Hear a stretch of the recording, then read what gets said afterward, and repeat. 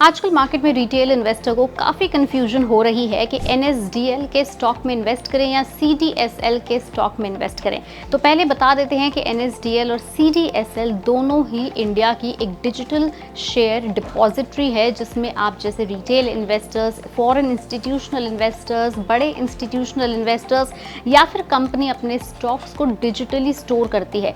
तो देखा जाए तो दोनों के फंक्शंस काफ़ी हद तक सिमिलर हैं, लेकिन साथ ही साथ दोनों के अंदर कुछ डिफरेंसेस भी हैं। सबसे बड़ा डिफरेंस ये है कि NSDL यानी कि नेशनल सिक्योरिटी डिपॉजिटरी लिमिटेड ये हाल फिलहाल में ही लिस्ट हुई है अगस्त 2025 में, जबकि इसकी इनकॉर्पोरेशन हुई थी साल 1996 में। और इसके अंदर रिटेल इन्वेस्टर्स की बजाय इसके अंदर इंस्टीट्यूशनल इन्वेस्टर्स या फिर बड़े HNIs के शेयर डिपॉजिट होते हैं। On the other hand CDSL यानी सेंट्रल डिपॉजिटरी सिक्योरिटीज लिमिटेड, उसके अंदर आपके और मेरे जैसे रिटेल इन्वेस्टर्स के स्टॉक्स डिपॉजिट होते हैं।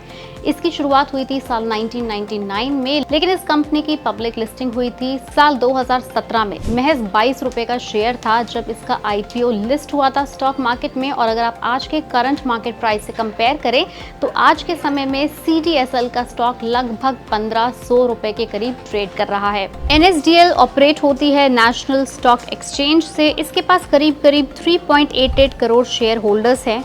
Dematerialisation, e-voting, electronic pledging of stocks का मेन काम करती है। CDSL on the other hand, इसके पास करीब 15 करोड़ से ज़्यादा शेयर होल्डर्स हैं। Dematerialisation, e-locker and online account access का मेजर काम करता है और ये ऑपरेट होती है BSE यानी बॉम्बे स्टॉक एक्सचेंज से। एक और बड़ा फर्क है दोनों के मार्केट कैप के अंदर। CDSL का मार्केट कैप चल रहा है फिलहाल 32.24 थाउजेंड करोड़ के करीब। वहीं on the other hand NSDL का मार्केट कैप है 25.76 थाउजेंड करोड़ के करीब। अगर आप मार्केट कैप को दोनों में कंपेयर करेंगे तो बहुत ज़्यादा फर्क नहीं देखने को मिल रहा है, बिकॉज CDSL आज से कई साल पहले लिस्ट हुई थी और NSDL बहुत हाल फिलहाल में लिस्ट हुई है।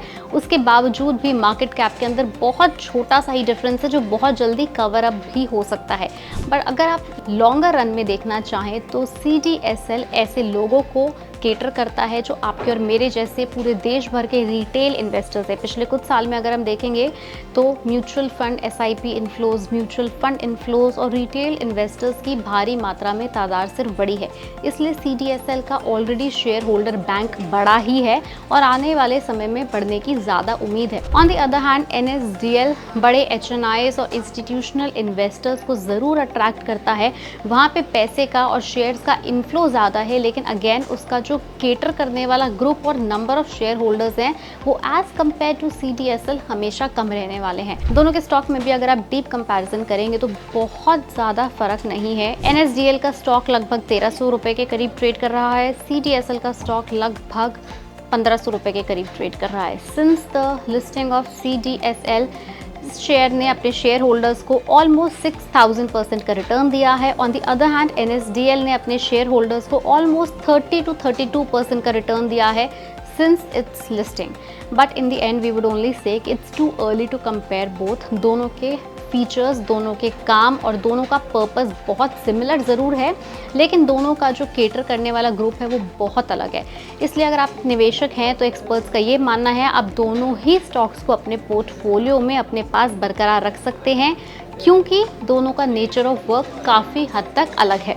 अगर आपको वीडियो पसंद आई तो लाइक करें, शेयर करें और हमारे चैनल को फॉलो और सब्सक्राइब करना ना भूलें।